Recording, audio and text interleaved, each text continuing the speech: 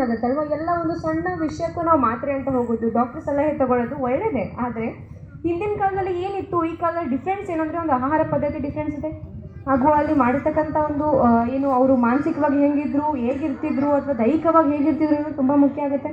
ದೈಹಿಕವಾಗಿ ಅವರು ತುಂಬ ಫಿಟ್ ಆಗಿರ್ತಿದ್ರು. ಬಟ್ ಈಗಿನ ಕಾಲದಲ್ಲಿ ಜಿಮ್ ಮಾಡ್ತಾರೆ. ಅದನ್ನೆಲ್ಲ ಬಿಟ್ಟು ನಾವು ಹಳಿ ಪದ್ಧತಿಗೆ ಹೋಗಿ ಯೋಗ ಮಾಡೋದು, ಧ್ಯಾನ ಮಾಡೋದು, ಇದೆಲ್ಲ ಮಾಡೋದ್ರಿಂದ ಮನುಷ್ಯನಲ್ಲಿ ದೈಹಿಕ, ಮಾನಸಿಕ ಹಾಗೂ ಸಂಪೂರ್ಣವಾಗಿ ಮೆಂಟಲಿ ಹಾಗೂ ಸ್ಪಿರಿಚುವಲಿ ಫಿಟ್ನೆಸ್ ಹೇಗಾಗುತ್ತೆ ಅಂತಂದರೆ, ಡೈಲಿ ವಾಕಿಂಗ್ ಹೋಗೋದು ಅಥವಾ ಈ ರೀತಿ ನಾವೆಲ್ಲ ಮಾಡ್ತಿರಲ್ಲ, ಮಾರ್ನಿಂಗ್ ಕುತ್ಕೊಂಡು ಯೋಗ ಮಾಡೋದು, ಅದೆಲ್ಲ ಎಷ್ಟು ಚಂದ ಅಲ್ವಾ. ದಿನ ಕುತ್ಕೊಂಡು ಮಾಡಿದರೆ ಮೆಂಟಲಿ ಎಲ್ಲರೂ ಸೇರಿದಾಗ ಒಬ್ರಲ್ಲೊಬ್ರು ಥಾಟ್ಸ್ ಶೇರ್ ಆಗುತ್ತೆ.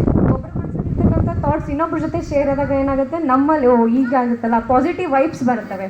ಸೊ ಆ ರೀತಿ ಯೋಗ ಮಾಡೋದ್ರಿಂದ ಹಲವಾರು ಪ್ರಯೋಜನಗಳಿದೆ. ಅಂತ ಯೋಗನ ನಮಗೆ ದಿನ ಸತತವಾಗಿ ಬಂದು ಮೇಡಮ್ ಅವ್ರು ಹೇಳ್ಕೊಡ್ತಿದ್ದಾರೆ ಅಂದರೆ ಕಲೀಲಿಕ್ಕೆ ಪುಣ್ಯ ಮಾಡಿರಲೇಬೇಕು ಅಂತ ಹೇಳಿ ಮಾತು ಸಣ್ಣದಾಗುತ್ತೆ. ಯಾಕಂದರೆ ಪ್ರತಿದಿನ ಯಾರೋ ನಮಗೆ ಯೋಗ ಮಾಡಲಿಕ್ಕೆ ಅಥವಾ ಮಾಡಿಸೋದು ಹೇಗೆ ಅಂತ ಹೇಳ್ಕೊಡ್ತಿದ್ದಾರೆ. ದಿನ ಬಂದು ನಮಗೋಸ್ಕರ ಅವ್ರ ಟೈಮ್ನ ನಮಗೆ ಕೊಟ್ಟು ಯೋಗ ಹೇಳ್ಕೊಡ್ತಿದ್ದಾರೆ ಅಂತಂದರೆ ಕಲೀಲಿಕ್ಕೆ ಬಂದವರು ತುಂಬ ಪುಣ್ಯವಂತರಿ ಅಂತ ಹೇಳಲೇಬಹುದು. ಹೌದಲ್ವಾ? ಯಾರೇ ಬರಲಿ, ಏನೇ ಆಗಲಿ, ಬಟ್ ನಮಗೆ ಜೀವನದಲ್ಲಿ ಎಲ್ಲರೂ ಸಪೋರ್ಟ್ ಮಾಡಲಿಕ್ಕೆ ತುಂಬ ಜನ ಬೇಕಾಗಿಲ್ಲ. ಸಪೋರ್ಟ್ ಮಾಡೋದು ಹೆಂಗಿರಬೇಕು ಅಂತಂದರೆ, ಈಗ ಮೇಡಮ್ ಇದ್ದಾರೆ ನೋಡಿ, ಸಾಮಾನ್ಯವಾಗಿ ಜಾಸ್ತಿ ಜನದ ಎಕ್ಸಾಂಪಲ್ ತೊಗೊಳ್ಳೋದೇನು ಬೇಕಿಲ್ಲ. ಜಸ್ಟ್ ನಾವು ಮೇಡಮ್ ಅವ್ರ ಸ್ಪೀಚ್ ಕೇಳಿದಾಗ ಗೊತ್ತಾಯಿತು ಅವ್ರ ಲೈಫ್ ಟೈಮ್ ಹೆಂಗಿತ್ತು, ಅವರು ಪ್ರತಿಯೊಂದು ಸ್ಟೇಜಲ್ಲಿ ಯಾವ ರೀತಿ ಕ್ರಾಸ್ ಆಗಿ ಬಂದಿದ್ದಾರೆ. Success is not easy. ಹೌದಲ್ವಾ? ಸಕ್ಸಸ್ ಯಾವಾಗಲೂ ಈಸಿಯಾಗಿ ಬರಲ್ಲ. ಇಲ್ಲಿ ಕುತ್ಕೊಂಡು ಮೇಡಮ್ ನಮಗೆ ಒಂದು ಸ್ಫೂರ್ತಿದಾಯಕವಾಗಿ ಕುತ್ಕೊಂಡು ನಮ್ಮೆಲ್ಲರಿಗೂ ಹೇಳ್ತಿದ್ದಾರೆ ಅವ್ರ ಲೈಫ್ ಟೈಮ್ ಬಗ್ಗೆ ಅಂತಂದರೆ, ಇವ್ರು ನಮಗೆ ಸ್ಫೂರ್ತಿ ಅಂತಲೇ ಹೇಳ್ಬೋದು. We are motivated by the madam. Of course ಅಲ್ವಾ? ಈಗ ಯಾರೋ ಒಬ್ಬರು ಸ್ಪೀಚ್ ಕೇಳ್ತಿದ್ದೀವಿ ಅಂದ ತಕ್ಷಣ ಅವ್ರು ನಮಗೆ ಮೋಟಿವೇಶನ್ ಆಗಲ್ಲ. ಮೋಟಿವೇಶನ್ ಯಾರಾಗ್ತಾರೆ ಅಂತಂದರೆ, ಲೈಫಲ್ಲಿ ಅವರು ಕ್ರಾಸ್ ಆಗಿರ್ತಕ್ಕಂಥ ಪ್ರತಿ ಸ್ಟೇಜ್ ಹೇಗಿರುತ್ತೋ, ಅವರು ಏನೇನು ಕಲ್ತಿರ್ತಾರೋ, ಯಾವುದೇ ಒಂದು ಸಿಚುವೇಶನ್ ಆಗೋದು ಸಾಮಾನ್ಯ. ಏನೋ ಸಿಚುವೇಶನ್ ಆಗ್ತಿರುತ್ತೆ ಅಥವಾ ಪ್ರಾಬ್ಲಮ್ಸ್ಗಳು ಬರ್ತಿರ್ತವೆ ಅಂತ ನಾವು ಅದನ್ನೇ ಕ್ವಿಟ್ ಮಾಡಿ ಬರೋದಲ್ಲ. ಆ ಪ್ರಾಬ್ಲಮ್ಸ್ನ ಫೇಸ್ ಮಾಡಿ ಮೇಡಮ್ ಯಾವ ರೀತಿ ಮುಂದೆ ಬಂದು ಎಲ್ಲರಿಗೂ ಸ್ಫೂರ್ತಿದಾಯಕ ಕೂತ್ಕೊಂಡಿದ್ದಾರಲ್ಲ, ನಾವು ಮುಂದೊಂದಿನ ಕೂತ್ಕೊಂಡ್ರೆ ನಮ್ಮ ಲೈಫ್ ಮೇಡಮ್ ಥರ ಆಗಿ ಎಲ್ರಿಗೂ ಸ್ಫೂರ್ತಿ ಆಗ್ತೀವಿ ಅಂತ ಹೇಳ್ಬೋದು. ಹೌದಲ್ವಾ?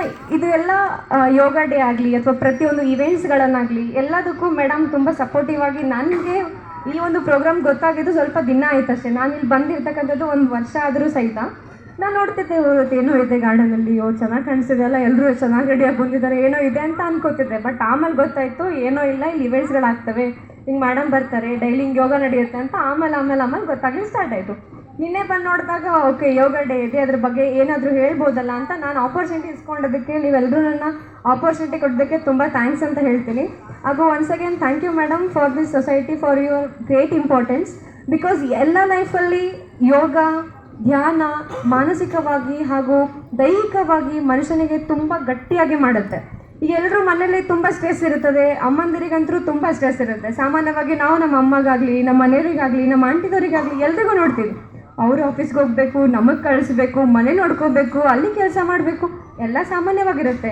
ಹೆಣ್ಣಮ್ಮ ಮೇಲೆ ಎಲ್ಲನೂ ಮಾಡ್ತಾ ಇರ್ತಾರೆ. ಅದನ್ನೆಲ್ಲ ಸೈಡಿಗೆ ಇಟ್ಟು ಬಂದು ಇಲ್ಲಿ ಕೂತ್ಕೊಂಡು ಸದ್ಯಕ್ಕೆ ಈಗ ಏನು ಮಾಡ್ತಿದ್ದೀವಿ, ಧ್ಯಾನ ಮಾಡ್ತಿದ್ದೀವಿ, ಯೋಗ ಮಾಡ್ತಿದ್ದೀವಿ, ಮೈಂಡ್ ಎಲ್ಲ ರಿಲೀಫ್ ಮಾಡಿಕೊಂಡು ಇಲ್ಲಿ ಆರಾಮಾಗಿ ಕೂತ್ಕೊಂಡು ಎಲ್ಲರ ಜೊತೆ ನಗ್ನಾಗ್ತಾ ಖುಷಿಯಾಗಿ ಮೇಡಮ್ ಅವ್ರ ಮಾತು ಕೇಳ್ತಾ ಈ ತಂಗಳಲ್ಲಿ ಕೂತ್ಕೊಂಡು ಚಂದ ಯೋಗ ಮಾಡ್ತಿದ್ದೀವಲ್ವ, ಇದಕ್ಕಿಂತ ಸಮಾಧಾನ, ನೆಮ್ಮದಿ ಎಲ್ಲೂ ಸಿಗಲ್ಲ.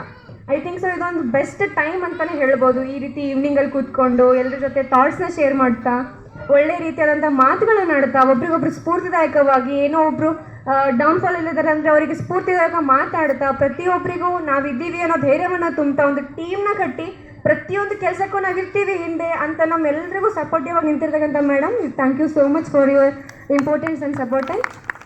And thank you everyone for this beautiful opportunity. First time ನಾನು ಎಲ್ಲರನ್ನ ನೋಡ್ತಾ ಇರೋದು ಈ ಒಂದು ಇವೆಂಟಲ್ಲಿ.